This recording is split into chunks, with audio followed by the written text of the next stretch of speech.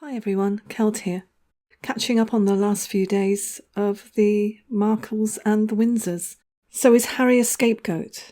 Something that most of us thought some time ago was that eventually someone with Meghan's type of personality would eventually turn on the person that they're with, i.e. Harry. In the book Finding Freedom, almost all the blame has been put on Harry. We expected Meghan to blame the royal family and William and Catherine, especially for her various perceived wrongs, but a lot of us believed that it would be a sure sign of the beginning of the end of their relationship when Meghan starts to blame Harry publicly. And this seems to be happening now. And this is what this book is doing.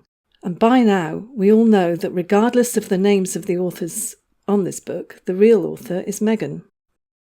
The irony at the moment is that the newspapers are saying that Meghan cannot forge ahead in the USA politics unless she drops her title.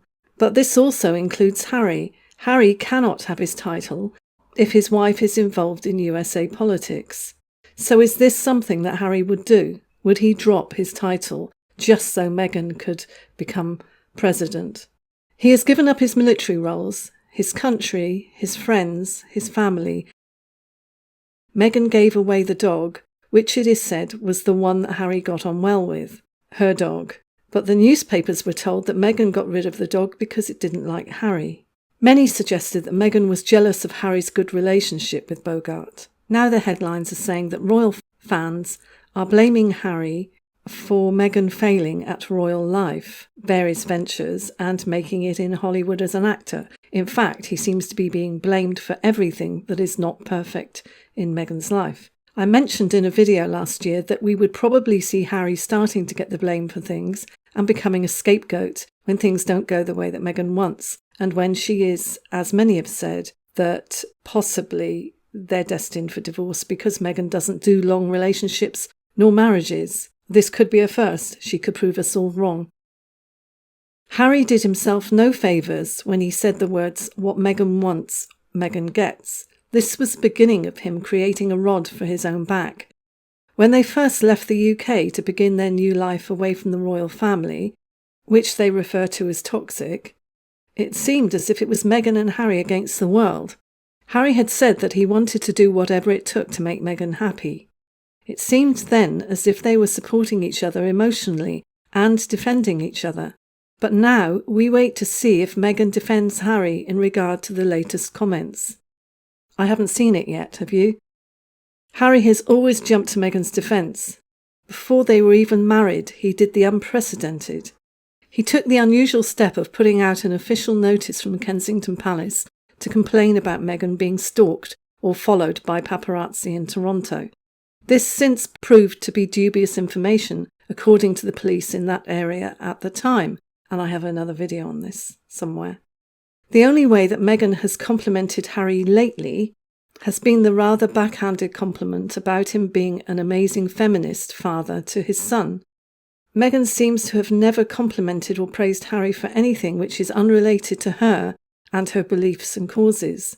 As the author of the Meghan and Harry the Real Story book, Lady Colin Campbell, said, Meghan displays a narcissistic personality and Harry has a history of mental illness. It's obvious to most of us that Harry has come to depend on Meghan emotionally and seems to be determined to prove to the world, and especially his family and friends, that his marriage will last. I hope for his sake that it does, but not at the expense of his health and happiness, and it will be. We can all see how Harry is a shadow of his former self with no real passion or light in his eyes. What a dilemma. Meghan wants to go her own way in politics but doesn't want to lose her title. She also wouldn't want her husband to lose his title. But we can be sure of one thing. If she had to lose her title, she would make sure Harry did as well. Is Harry prepared to give up his title for his wife to make a risky and possibly futile attempt at a career in US politics? Is Harry going to put up with being the scapegoat in this book, Finding Freedom? We knew that they would probably do something in the public eye on the anniversary of Princess Diana's death, and sure enough, they were photographed planting flowers with some random children. In fact, the flowers were forget-me-nots, which were Princess Diana's favourite flower. Surprise, surprise. The most recent video the Zoom call that Harry had done regarding the rugby was a real eye-opener. One guy actually asked Harry questions, which I think totally put Harry on the spot, and he could see how awkward Harry was being asked questions, instead of Harry being able to recite his usual word salad speech written by Meghan. At one point, you could see Harry literally squirming and freaking out at the knowledge that he was going to be asked questions that he actually wasn't prepared for. At one point, the phone was ringing, which was obviously Meghan's. Well, it could have been Harry's, but you could see how stressed Harry was at that point. It was so obvious that when Harry and Meghan do their Zoom calls, they have to control the whole thing. And for this guy to totally take it off course and put Harry on the spot by asking him how he likes life in LA was absolutely brilliant. And you could almost see him squirming and trying to give a suitable answer, as he was well and truly off script and probably freaking at not sticking to Meghan's script. I noticed also, as soon as that guy started to put it on Harry and ask him the questions, the others in the video call looked quite shocked, but surprised and actually pleased and relieved that maybe the focus was off them and on him.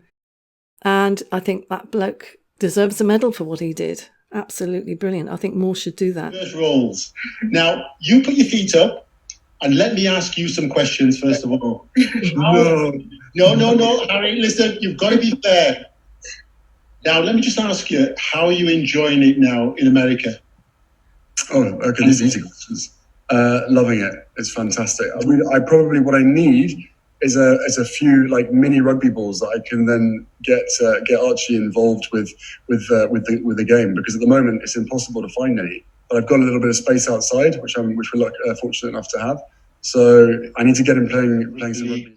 And it's going to be great for you to come back, and we're hoping that you're going to come back and obviously grace us again with your course. It's going to be wonderful. We've got a whole Rugby World Cup coming, Rugby League World Cup in next year. So, you know, I definitely plan on coming back. I would have been back already had it not been for COVID. So don't worry, you guys in the rugby league community will have my commitment for as long as I can give it to you. Put it that way. Her Majesty the Queen has allegedly said that she would like Catherine and William to take over the monarchy and skip Charles. I don't know how true this is, but it's out there in the headlines, and I'll put a link. It's known that she is very close to Catherine, and Catherine has apparently more than proved herself during the last months of lockdown and the difficulties associated with that. Catherine has allegedly been the Queen's rock. It's been said that this is the term that the Queen has used to describe her. This is a big thing. Catherine had shown a real sense of calm, along with great wisdom, during all the difficult situations which have arisen during these times. For the Queen to call Catherine her rock really is a big deal. It is said that she wants her to be the next Queen, as she and William are more than capable to head the monarchy, as they have such a good rapport with the general public. Whether this will actually happen, it seems unlikely that Charles would step down. Catherine has the right personality to support her husband and the Queen. Catherine's mother, Carol, has encouraged her over the years and given her good advice regarding her role as wife of a future king. All the polls and questionnaires in the papers over the last year or two have proved that the general public of the UK, and even the world, would prefer Prince William and Catherine to take over the monarchy after the Queen steps down, or after she passes.